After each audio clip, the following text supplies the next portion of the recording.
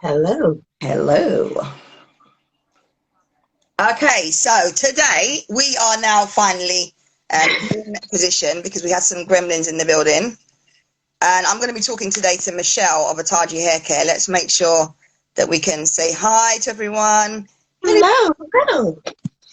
And we're going to be talking hair care today, starting a hair care business, but more importantly, how to sustain one and promote one. And Michelle is my second guest in a series of different business owners that I'll be speaking to.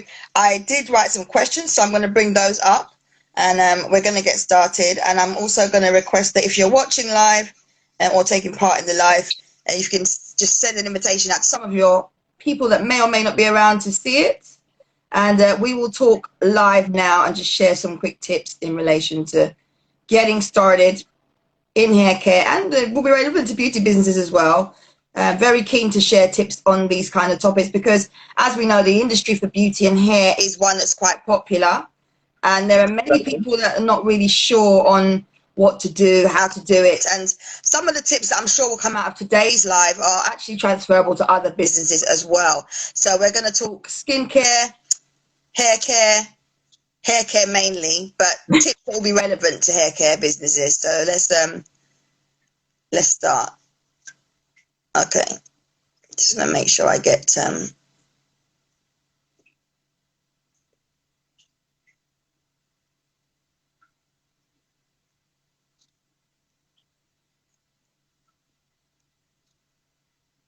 okay.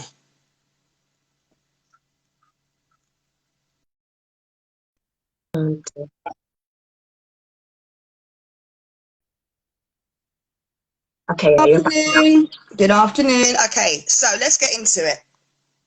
Michelle, your hair, because obviously I would like to be interviewing a few more guests on my platform, and you run a successful hair care business. I'd love you to tell people a little bit about your business and also why you started. Okay, so I'll introduce myself again. I'm Michelle, and I'm the director here at Ataji Haircare. So, why I started my business? Let's be honest. As a woman of color and as women of color, we know we cannot just go down to our local supermarket and just pick up products that work for us. So I was struggling with my girls to find products that work for their hair. We live in an area where, let's say, people don't necessarily look like us, and they were having a few hang-ups about looking different and about their hair looking different, not being able to wear it in the same way that the other girls could wear their hair. So I wanted to make them love their hair. But there was nothing out there, locally that I could go get because I'm outside of London. So I decided I had to make my own products. So I started off by making my own products. And as I was making them, I kept having more questions. So I thought, well, if I make this, how can I do that? And if I do that, then how can I do this? Fast forward, I enrolled myself into a program and went back to school and did a diploma first in skincare formulation, and then finished that one, and then did another one in hair care formulation.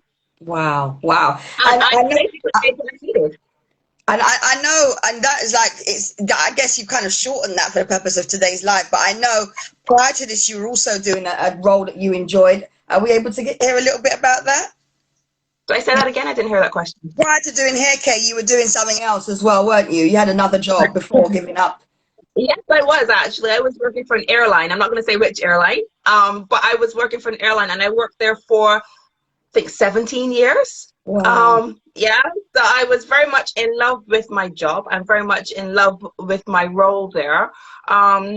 Sometimes, good things come in bad packages, I guess, because with the pandemic, when it started and everyone going on to furlough, and there was so much uncertainty in the airline industry, to take my mind off of the fear of what was going on over there and whether or not I would have a job, it allowed me to throw myself into Ataji full time. Wow. So before the pandemic, I was making for me and my girls and, friends and family and stuff like that. But when the pandemic hit and I needed to do something with my time instead of just focus on what was happening in the outside world, that's when I threw myself in. So I think I kind of dabbled a little bit in it from about April. That's when I got put onto furlough. I dabbled a little bit in there, and then by August, I just thought, no, let's go for it. Brilliant. So you went from being full-time employed in a role for 17 years working with an airline to then saying, oh my gosh, okay, this hair care brand could actually go somewhere. You tried it, you tested it on your girls, you done all your qualifications in order to, you know that what you were doing was legit. And your name and kind of choosing the brand, what made you choose hair care, and what also made you choose the name Ataji Hair Care? As I said, it was literally just born out of necessity. I mean, I've always kind of had an interest, a little bit of an interest well, I wouldn't say always. Since I had the girls, I had more of an interest in, as I said, making them confident, making them feel really good about themselves, making them feel good about their hair. So that's where that part came in. And Ataji is actually an acronym of their names. So they both have the same initials, ATA, their initials, and then the J is our surname, the first letter of our surname, and the I, just because Ataj kind of looks unfinished, so I stuck I on and became Ataji. Yeah, I like that. Okay, so let's talk a little bit about kind of the beauty industry. And I know with hair care in particular, sometimes people can like just start up from home, can't they? Just self-made, start up from home. They're going to start selling their unlabeled products, etc. And I know when I met you, that was one thing that I loved about your brand, was that you were the exact opposite of that. Although you were a small business, you really took pride in your brand. You really understood the assignment. And what I really found, I mean, already, when I work with clients, I have to check that if they're beauty or hair care in particular, they've done their checks, because there's no point me aligning myself with brands that are not above board, so to speak. So do you want to share with us, especially for newbies that may be thinking about skincare or hair care, what was the process you went through for your business, just to make sure that you could get everything ticked off in terms of the legals and legitimization of the brand? Okay, so as I said, the first thing I did was I did a diploma, so that I actually had the science knowledge behind me, because things like using essential oils in products, for example, there are certain allergens in there that you need to know about. You need to know how to calculate how much you're allowed to have in each product that you're doing and how you can mix them. So I took an interest in that. For every product that you make, you need to have a CPSR, which is a... Wait. What's CPSR doing? I don't know if you know what it stands for, but what does it actually do once you've got it? Okay, so your CPSR is basically a document that says that your product is safe. Okay. So it says that it's gone to professional and they've checked everything in it, and they've looked at how you've done the labeling, they've looked at what you're storing it in, they've looked at everything, and they've signed off to say yes, it's safe. That's actually one of the last steps you need to do. Depending on if you're formulating a product that is oil-based or if it has in water, that depends on the testing that you have to do beforehand. So every product you produce, it needs to go through stability testing. That's to make sure your product's not going to melt, it's not going to separate, it's not going to grow mold, and it does what it's supposed to do basically in the jar. So you need to do that. That takes about 6 weeks. Yeah. And that can cost about £200-300, depending on who you're going with. And that's per item, isn't it? If I understand rightly. Yes. So like per shampoo, per condition, so each product type under one name, you have to do that stability testing. Then after your stability testing, you need to do a microbial challenge, which just means that you send your product into the maid. They will drop all kinds of nastiness into the product. Make sure your preservative is stopping the mold or the bacteria from growing. And I think that's a step that a lot of small businesses leave out, because that again takes 6 weeks. So 6 weeks for the stability challenge, 6 weeks for the microbial challenge, and that's another about £500.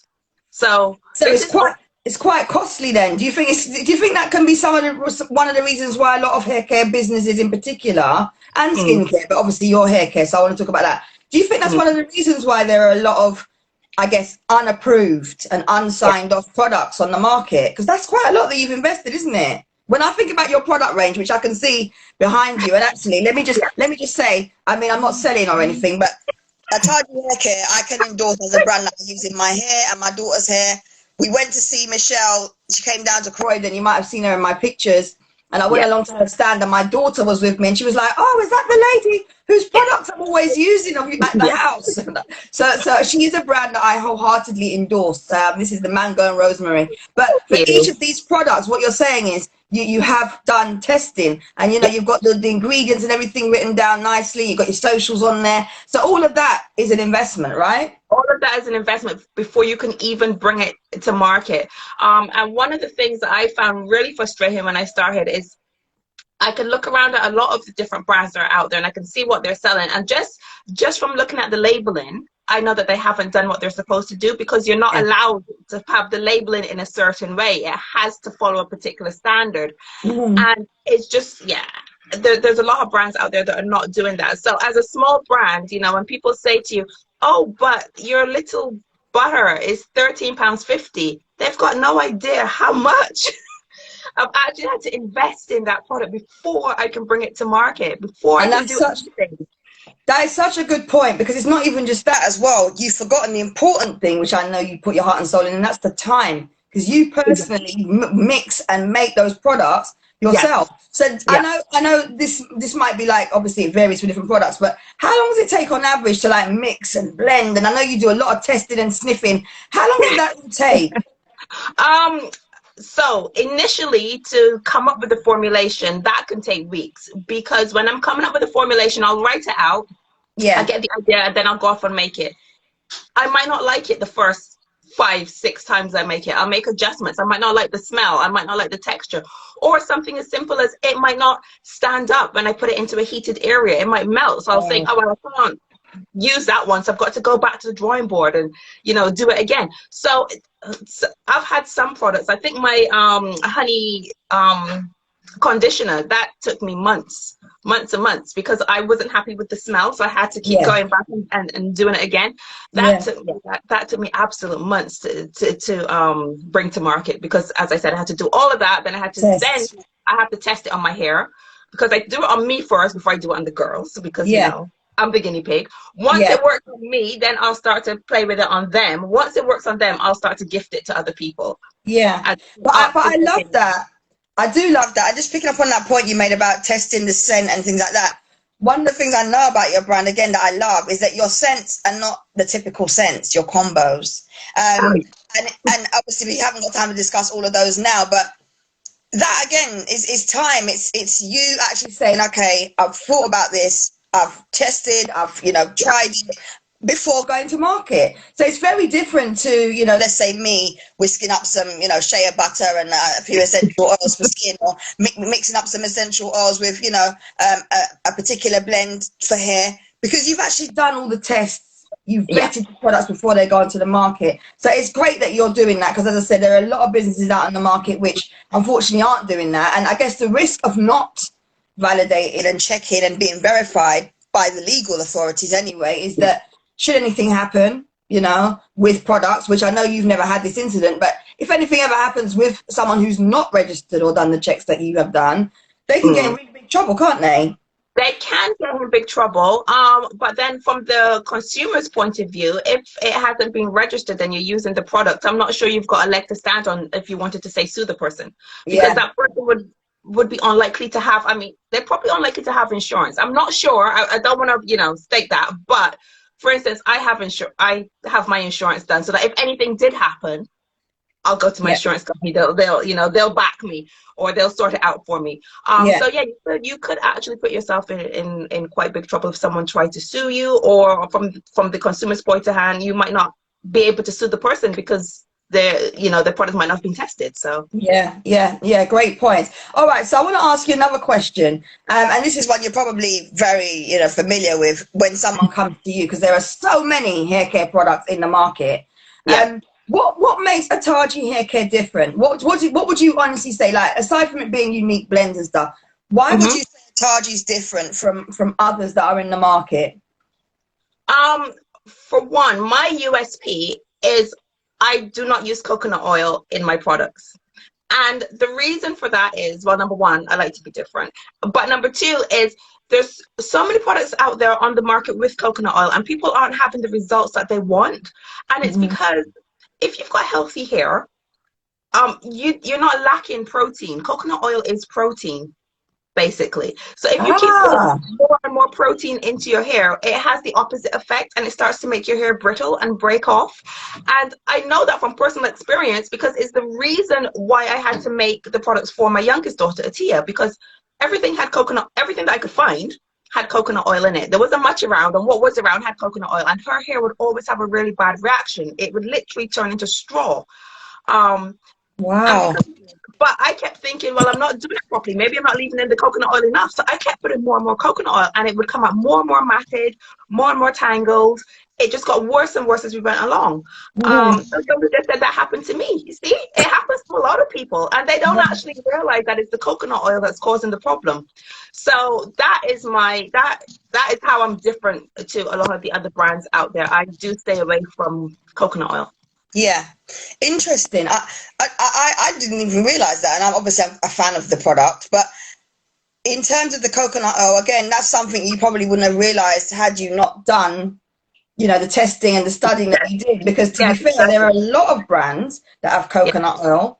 Many of them are homemade, and I know we all have to start from somewhere. But actually, it's that extra level of intelligence that you have, the testing, the research, that has allowed you to realize, actually, I can stand out in the market because I can exclude certain ingredients that others are Yeah. and, including. and and still have the effect that I want, because and I think as us as Afro-Caribbean people, whether you're from Africa or the Caribbean, coconut oil is our savior, kind of. You eat it, you put it on your food, you cook with it, you Yes. put it in your hair, you rub it on your skin. If your husband's cheating on you, you buy some coconut oil, he'll be fine. Coconut, I've never heard that one, but go on. but coconut oil is for everything, when you're Afro-Caribbean. So it's kind of going against the mold to say, hold on, actually, don't put it in your hair. Yeah, yeah. Yeah. But interesting though that was kind of the main differentiator for you from other, Yeah. from other things, because there's a lot of other products that have other USPs, but that one is particularly interesting, I think, because coconut oil is a very popular ingredient It in not is. just hair care, but also skincare. So interesting. Thank you for sharing that. But So the other thing is, I don't want to knock coconut oil completely, because it can be very good. And if you've got hair that works with coconut oil, that's yeah, fine. yeah. But yeah, but it doesn't work for everyone. That's the point. Yeah. So I guess I want to get into the marketing side of things. I know you started, you got your brand, you got your labels and everything there, everything's done. Yeah. I think you even updated your labeling as well. What Yes. would you say for a small business owner is a priority in terms of marketing? Like if you were going to do it all over again, what would you say is a priority? Get your branding right. Spend time. Yeah, definitely. Get your branding right. Spend time on your branding, and don't rush the process. I think that's the biggest thing as a small business, not rushing the process, especially when you see so many other brands out there that some of them grow so quickly, or some of them appear to be doing so well, and you're just there and you're thinking, why can't I be like that? Don't run anybody else's race. That's their race. They're in that. You do you. That would be my biggest advice. Pay attention to your branding and kind of put blinkers on and stop watching everybody else. Yeah, brilliant. I love that. And then in terms of promotional tactics, is there anything you would say beyond the branding? 'Cause obviously the branding is a key part, as we know. Yeah. Would you say there's any kind of promotional tactics that you would suggest? I know a lot of people will say oh, I'm on TikTok, I'm on Insta, I'm on Facebook, I'm doing events. Lots of people do lots of things. Is there one particular marketing tactic that you would say has been successful for you? There's no need to be on all the platforms. That's it. So stick to one platform and get very, very good at it. Because we have over 1 million people on any one particular platform. As a small business, do I really need to be focused on 5 million people? If 5 million people were buying my products, I would love it, but can I maintain that at the minute? No. Yeah. So at the moment, my focus is on Instagram. And because it's connected to Facebook, I'll do Facebook as well. But that is where I'm sticking at the moment. As I grow and as things expand, and as I can, maybe get some help in, then I can start to focus on other avenues. Yeah. And I know you've been doing really well with reels and stuff like that, and you've been experimenting with lots of different things as well. What I love about you is that obviously we've done work together, that's for transparency, but what I love about you is that you are very much, you've taken on that idea that I'm the boss of my business, which I love, because that's how I actually like to coach people. I don't like to be like, you need to do this. I've always given my clients the freedom to say, this is what I'm going to do. This is how I'm going to do it, even if I give you ideas. And what I love about you is that, as you just said rightly there, you're running your own race, you're doing your own thing, you're the boss of your business, and you're just focused on, the 1.5 platforms, right? Facebook and Insta. Yeah. It's funny because last week, I had a conversation with someone on Twitter, and she was bragging in response to one of my tweets. She was bragging because I said in my tweet, so many startups start their business and feel they need to be on every single social media platform going. Now, obviously, I have my own social media management agency. That's why I'm on all the social media platforms that I want to be on. But I definitely don't advocate everybody else doing all the things. And anyway, this marketing lady replied back and said, oh, yes, I recommend at least 4. And I said, well, I don't recommend any number because, for one, for anyone that's watching, in any business, you don't have to be on social media. It's great if you are, but you don't have to be. As long as you're doing what you're comfortable with in terms of marketing tactics, it's absolutely fine. Social media is just one marketing tactic. So I put this lady, little debate online. I said, look, you don't have to give a number. You don't have to say 4 because you don't have to use social media. And also, if you are using social media, you do not need to be on every platform. And then she said, oh, yes, I like to give them at least 2. And I said, you don't even need to give 2. Some people do not want to be on social media, and some people can't even manage to. So as you rightly said, great point. You can stick with 1. There's so many people on social media, but not even on social media, just online. Like YouTube, as an alternative to having a social media strategy, do a YouTube strategy. If you can do both, great. But I love that point that you mentioned there. You focused on 1, and that's, something you'll build on if necessary and outsource if necessary. All very, very valid to today's discussion. So thank you for sharing that. If anyone's got any questions, do let us know in the chat. I'm going to go into my next question, which is around events, actually, because I know that I saw you at an event last week for the first time. Even though we've worked together for a few months, I saw you for the first time. We met. My daughter was like, is that the first time you're meeting her? It was quite surprised. Yeah, it was quite special though, because we've spoken a lot online, one-to-one and via the group. And what was nice was being able to see and touch and feel your products and see the QR code on your stand and everything else you had laid out. What can I say? Yeah, but you've done amazing. You implementing that stuff has been fantastic. And so I want to ask you, with attending events, for anyone that's watching, not just a hair care business, what would you say are tips for attending events? Either tips you've learned from me or tips you can even share from your own experiences. Going to events with an open mind. Sometimes you can go to an event and the footfall can be absolutely amazing, and the sales can be amazing, and the connections can be amazing, and the very next month or 2 months down the road, you can go to the very same event and it could be a ghost town. So there's no guarantee that events will always work, and also not every event works for every person. So never expect to go in there and it's going to be amazing, you're going to make a killing, you're going to sell all these products. Never go in there like that. I always go to events thinking, who can I connect with? So even if the sales aren't amazing, at least maybe I've connected with some people. Maybe at least I've given out my business card. I've collected business cards. I've got people that I can collab with. I've met somebody that can cater at a party for me next time. So go into it not just for the money, not just for the sales. Go into it with an open mind of, what else? Look at the whole picture of what you can get from the events. Yeah, I love that. And, for me, again, some of my clients just use event strategies, do not even use online. I've got a client who's based in Liverpool, who has an amazing skincare business.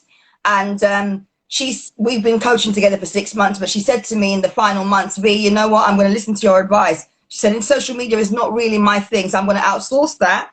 She said, I'm just going to focus on pop-up shops. And that's her strategy. That's what she wants to do. That's what works for her. That's where she makes the most money, going into John Lewis or going into House of Fraser. She does pop-up shops. And in the 5 days of her doing that pop-up shop, let's say, she makes loads more money than she would spending, hours each week on Instagram, as an example. So everybody will have their own strategy. And I love that point you raised there about events, doing your research, not just being about the money, thinking about who you can connect with. And also, I guess, as well, I always suggest people look at who else is exhibiting, right? Which is what you were saying. So ask the person before you give your money away, who else is exhibiting? Who else is going to be in the room?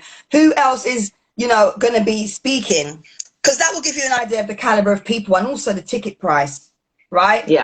I might get shot for saying this, right? But actually, sometimes the free events are not always the event where certain brands need to be. And I know of many free events that do very well with footfall. People come to buy and they're great. But again, if you do your checks beforehand, that will always cover you. So thank you for those points there. They're all very relevant. And again, if you've got any questions, please do let us know. Hey, everyone that's on the live, do let us know where you're watching from as well. This is part of a series that I'm doing. Michelle is actually the second interviewee, and we will put this on YouTube so you can watch the replay. My first guest was actually Alicia, who's an artist. So let me jump in and ask you another question. Where can we get more information on Ataji Haircare? Where can we find out more about you and what you're doing? Okay, so I am on Instagram, obviously. This is my main, as I said before, this is my main social media platform. So this is where I am the most. I do pop onto Facebook occasionally as well. I have a website, which is www.atajihaircare.com. And yeah, that's the main places where you can find me. I do have an Etsy store as well, but you know, I'll tell you a little secret, it's better to get it from the website than on Etsy. So that's my little you know, secret there for you. Get it from the website, not from Etsy.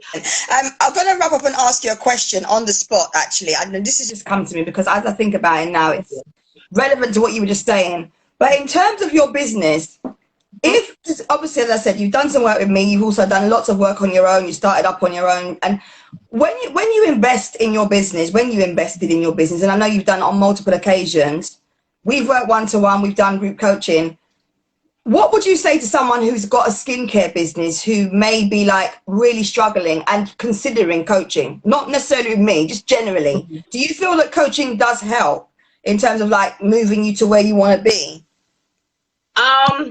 100%. So you need to follow the blueprint. You need to follow the people that know. If you're going to have an operation, for example, you're not just going to look in a book and do it. You're going to go to a doctor. You need to go to the people that have the information. I mean, yes, you can Google everything nowadays. So you can take 5 years to Google it or go straight to the person that has the information. To me, I think coaching is priceless. I mean, yeah, that's it. You need to have some form of coaching. And do you know what? There are coaches on different levels. You need to find the one that suits you. Yeah. You need to work with them. You need to vibe with them, because there's no point in paying money to someone that you don't vibe with, or that doesn't see your vision, that doesn't connect with you. Yeah. So yeah, definitely coaching is definitely a necessity. It's one of the expenses in business that you need to have. You need to take on coaching, but don't just jump at the first one. You know, interview them as much as they interview you. And like you said, you know, when I was joining you, you looked into my background before you allowed me to join. Any good coach will do that. Any good coach will look into you first and make sure that you fit with them as much as they fit with you. Yeah. Well, I think we're of quite similar personalities anyway, especially based on what you just said, because I want to be sure, you want to be sure. So when I saw the brand, you know, although you've developed it obviously since working with me, and you've also developed it on your own as well, when I saw this brand, I said, yeah, I want to work with this woman. And now I use the products. I don't mind spending £13.50 on hair care, because if it's good and it works in my hair, smells amazing, and the smell lasts. Oh my gosh. And when you sweat, when my hair sweats, when I go to the Caribbean in a few weeks' time and my hair sweat, they're going to smell mango and rosemary. Yeah. So it's a blessing. It's a blessing. And I think someone says here, I definitely learned the importance of a business coach. Fantastic. And I wanted to kind of mention that, because I think with businesses, particularly when you're making your own product, and business owners who I guess are doing a lot of stuff where their hands are busy, it can be difficult to kind of process the importance, I guess, of needing someone else to help you beyond your making knowledge, because the making knowledge sits with you. I cannot tell you how to mix and create creams and hair lotions and skin stuff, but I can coach you on how to promote it and how to be visible and how to get exposure. So I love what you said there. You do have to marry that all up, and I really am grateful for your time today. I know it's the weekend. We're going to put this on YouTube. We've got 2-3 minutes for any questions. If anyone's got any questions for Michelle, her details are pinned, so please do follow and connect with her, Ataji Haircare. And as I said, this is part of a series, so Michelle is the second young lady that I'm interviewing. The first one was Alicia, who is a figurative artist, has been commissioned for different types of art, recently worked with Yahoo and a range of other brands. You can check out her interview in literally a few minutes on YouTube. But Michelle is second up, and I'm really grateful that you took the time to share and share your learnings and experience and also your journey with us. Anything else you want to share before we go? Well, first of all, I just want to say thank you for having me, and thank you for allowing me to share my story with all of your followers and with anyone that watches on YouTube or anywhere else. Yeah, I'm really grateful for that. As a small business, is invaluable for exposure, because you know there's so many other brands out there that you're competing with. So having the opportunity to get your message out there is absolutely brilliant. And for any other small businesses out there, I would say stop thinking about it and just do it, because the time is never perfect. It's just do it, because you know there's a famous quote and it says that 1 year from now you'll wish you would have started 1 year ago. So just do it and figure it out. Oh, thank you, Umi. She said I'm amazing. Thank you. Oh, yeah, she is amazing. She definitely is amazing. Definitely is amazing. Definitely. And I'll be showcasing more amazing women on the platform. So if you are joining for the first time, welcome. And you are more than welcome to join us again next week. It will be on Friday next week. Michelle and I agreed to move it to today because I was busy at an event networking, and we just agreed today would be a better day for both of us. So Michelle, thank you for allowing me to move the time. Next week, Friday, 2:30 p.m. UK time, we'll be live right here with the third person that's up in the series. And I've got some amazing women. Michelle, as I said, thank you so much. Have a great weekend, everyone. And check out some of our posts, guys. Speak to you soon. Thank you. Take care. Bye. Thanks again. Bye.